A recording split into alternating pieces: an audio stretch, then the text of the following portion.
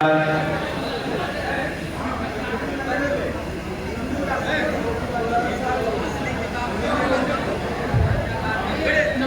साथियों, मुस्कुराइए कि आप पूर्णिया में हैं। ऐतिहासिक जिला पूर्णिया के सांस्कृतिक साहित्यिक धरोहर और विरासत के प्रति गिरजा चौक स्थित शहीद स्मारक ग्राउंड हॉल अगर आज पुनः शोभायुक्त हुआ है तो वह बस आप सबों की गरिमामयी उपस्थिति से ही।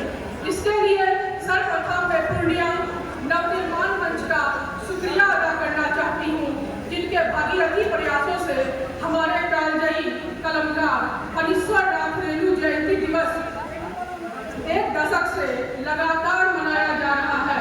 जैसा कि सर्वविदित है, आंचलिक साहित्य और लोक संस्कृति की जीवंतता को अक्षुण्ण बनाए रखना ही आज के इस साहित्यिक कार्यक्रम का मूल उद्देश्य है।